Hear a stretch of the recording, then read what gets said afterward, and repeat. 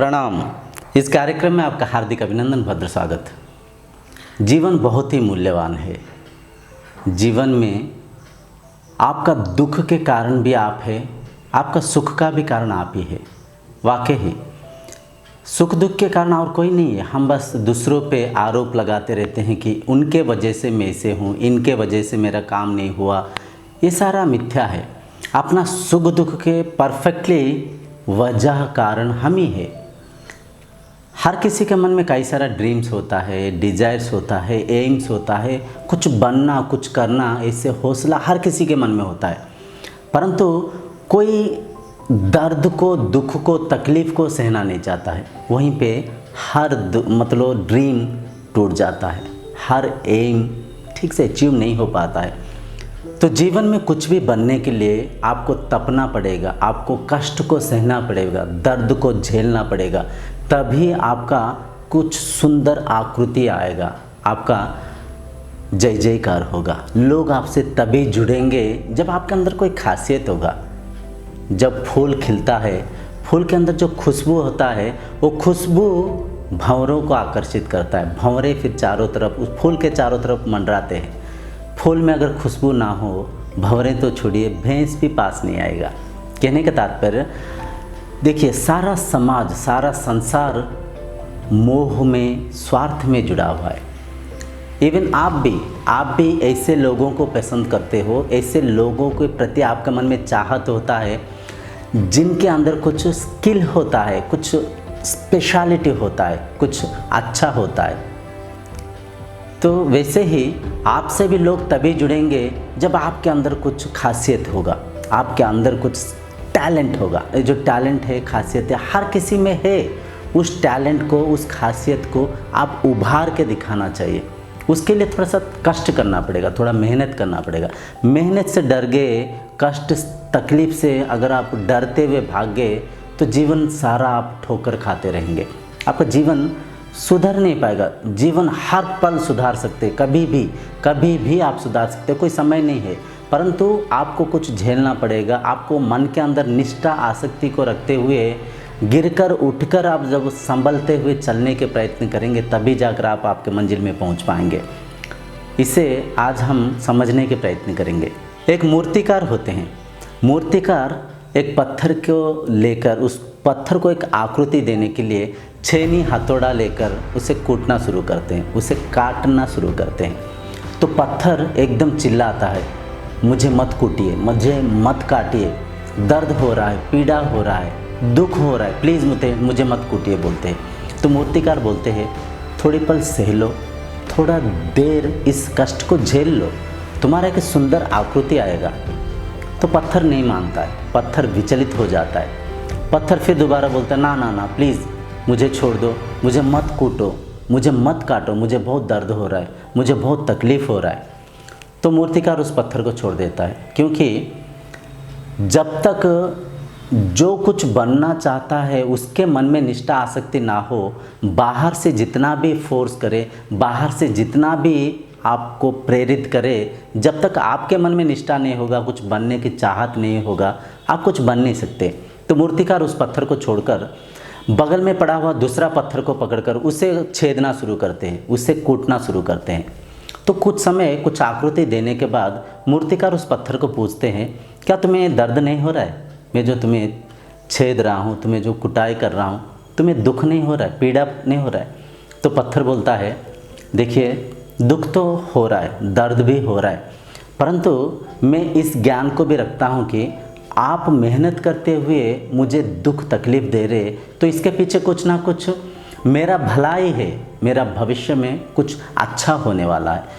तो कोई परवाह मत करिए, आप मुझे जिस आकृति, जैसे आकार देना चाहते हैं, आप मुझे आकृति दीजिए। जितना भी दुख होगा, जितना भी दर्द होगा, मैं सह लूँगा। तो ऐसे कहते हुए हर दुख तकलीफ़ को वो पत्थर सह लेता है। तो मूर्तिकार उस पत्थर को एक सुंदर शिवलिंग के आकृति देते हैं। बढ़िया सा भव्य शिवलिंग बनता है। तो जिन्होंने इस शिवलिंग को डिमांड दिए थे, वो लोग आते हैं और मूर्तिकार से पूछते हैं, क्या हमारा शिवलिंग बन गया? तो मूर्तिकार बोलते हैं, हाँ जी बन गया, आपका शिवलिंग ये रेडी है। तो वो लोग मूर्तिकार को जो भी मूल्य चुकाकर उस शिवलिंग को लेके जाते समय देखते कि वहाँ पे और एक पत्थर पड़ा हुआ है। तो मूर्तिकार से पूछते हैं, क्या ये पत्थर को हम ले सकते हैं? तो मूर्तिकार मन में सोचता है, ये पत्थर तो कोई काम का नहीं है, कोई काम के लायक नहीं है। इसे कूटते समय, इसे छेदते समय ये रोता है, विचलित होता है, तो ये पत्थर मेरा किस काम का? तो ऐसे मन में सोचकर उनको बोलते, ले जाइए, इस पत्थर को भी आप ले जाइए। तो यहाँ पे एक गहरी नॉलेज है, इसे ऑब्जर्व करके देखिए। जब कोई नालायक वस्तु होता है, जब कोई वस्तु का कोई उपयोग नहीं होता है, तो उस वस्तु को कोई चाहते नहीं, हर कोई उससे दूर रहते हैं, उसका कोई चाहत नहीं होता है।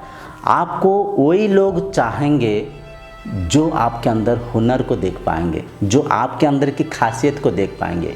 तो यहाँ पे ऑब्जर्व करके देखिए, जो मूर्तिकार थे उन्हें उस पत्थर के अंदर कुछ दिखाई नहीं दिया, उस पत्थर की कोई खासियत नहीं दिखा दिया, उससे उनको वो पत्थर एक कचड़ा के बराबर दिखा दिया। जिस पत्थर को आकृति देते समय रो रहा है, विचलित हो रहा है, तो उस पत्थर क्या काम का इनका? तो ऐसे सोचते हुए उसे अनयूजेबल इंस्ट्रूमेंट मानते हुए, कोई ऑब्जेक्ट मानते हुए उसे मूर्तिकार ने लेने के लिए बताया।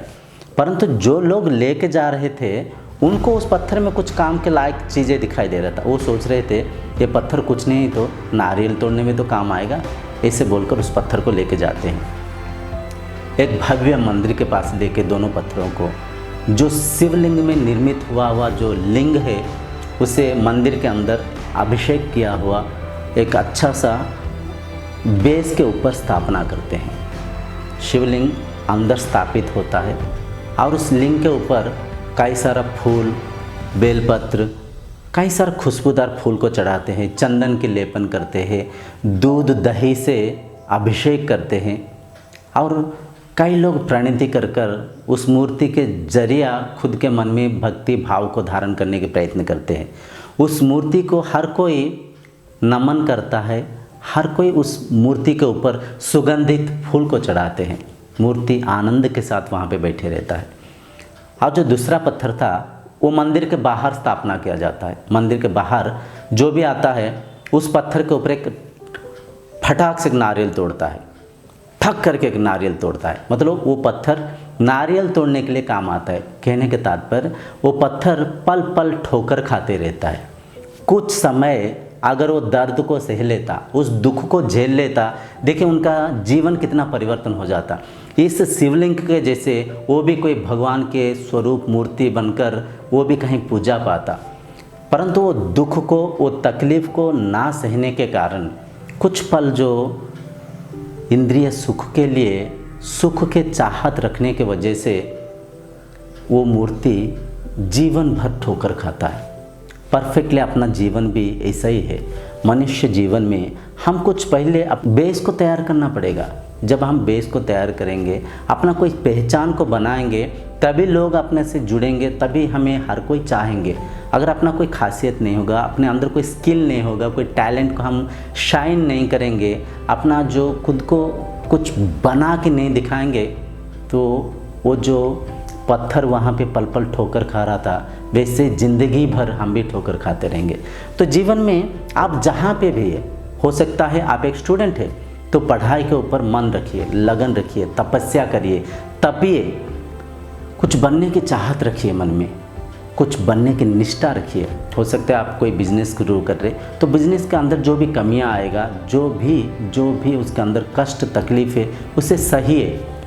कहीं पे कोई नया आप नौकरी कर रहे तो उसके अंदर भी समस्या आएगा। जीवन में जो भी, जहाँ पे भी, जैसे भी आप कुछ करना चाहेंगे, वहाँ पे कुछ कष्ट होगा, कुछ तकलीफ़ होगा, कुछ दुख होगा। उन दुख तकलीफ़ों को आप झेलते हुए, सहते हुए अगर उस कार्य को आप निष्ठा सहित करेंगे, निश्चय आप कुछ कर दिखाएंगे और आपका कुछ शिवलिंग के जैसे आपका भी आकृति, आपका भी आकार चमक उठेगा। हर कोई आपका जय जयकार करेंगे, हर कोई आपसे मिलने की चाहत रखेंगे, लोग आपसे जुड़ते जाएंगे। तो इस बात को मन में रखिए। कष्ट को सहने के भी क्षमता रखिए, दुख को झेलने के लिए भी आपके अंदर क्षमता रखिए। दुख कष्ट को झेलते हुए जब कुछ आप बनेंगे तो जीवन आपका आनंद से भर जाएगा। हर्ष उल्लास के साथ इस मनुष्य जीवन को श्रेष्ठ बनाते हुए हर पल आनंद से बिता पाएंगे, वरना उस पत्थर के जैसे हर पल ठोकर खाते रहेंगे, जीवन में हर पल रोते रहेंगे। तो कुछ दिन आपको तपना पड़ेगा, कुछ करने के लिए, कुछ बनने के लिए। कुछ दिन आपको इंद्रिय सुख को छोड़ना पड़ेगा। छोटे छोटे जो प्लेजर्स होता है ना, कोई टीवी देख लिया, कोई मोबाइल के अंदर कुछ पबजी खेल लिया, कोई खाने पीने के शौकीन, कहीं उल्टा सीधा बातों के अंदर आपको टाइम वेस्ट करना, ऐसे छोटे छोटे सुख को त्याग करना पड़ेगा, तभी आप कुछ बड़ा बन सकते हैं, कुछ कर सकते हैं। तो मन के अंदर निष्ठा रखिए। आपका कार्य सिद्धि करने के लिए जो तकलीफ़ दुख आता है उसे झेलते हुए आगे बढ़िए। इस बात को मन में बिल्कुल बिठा लीजिए कि भरोसा अगर भगवान पे करेंगे तो भगवान आपके जैसे किस्मत लिखे होंगे, आपका किस्मत ऐसे हो जाएगा। भरोसा अगर खुद पे रखेंगे तो आप जैसे चाहेंगे आपका किस्मत को भगवान ऐसे लिखेंगे। तो ये सत्य है। किस्मत भगवान के हाथ में मत छोड़िए, आपके हाथ में रखिए, क्योंकि भगवान आपसे अलग नहीं है, भगवान आपके अंदर है। तो भगवत शक्ति के द्वारा शरीर परिचालन हो रहा है। कहने के तात्पर्य ये है, कई सारा कार्य हम करते समय हम हार जाते, किस्मत को कोसते रहते, किस्मत के बुराई करते रहते, किस्मत के कारण हमें नहीं मिला बोलते। किस्मत कुछ नहीं है, किस्मत लिखना आपके हाथ में है, ये सत्य है। इस सच को मन में बिठा लीजिए। आप ही आपका किस्मत को लिखेंगे, क्योंकि भगवान आपसे अलग नहीं है, आपके अंदर ही है। ब्रह्म के रूप में, चेतना के रूप में, चैतन्य के रूप में, कॉन्शियसनेस के रूप में भगवान आपके अंदर है। भगवान को आपसे अलग मत सोचिए। किस्मत कहीं 7वीं आसमान पे लिखा जाता है, इसे मन से निकाल दीजिए। ये अंधविश्वास को मन से निकाल दीजिए कि किस्मत और कहीं लिखा जाता है। आप ही आपके किस्मत को लिखते हैं। तो ये सत्य है कि आपके दुख के भी कारण आप ही है और आपके सुख के भी कारण आप ही है। जैसे करेंगे वैसे भरेंगे। इस कार्यक्रम को यहीं पर रखते हुए अगले कार्यक्रम तक आपसे विदाई मांगता हूँ। तब तक के लिए प्रणाम।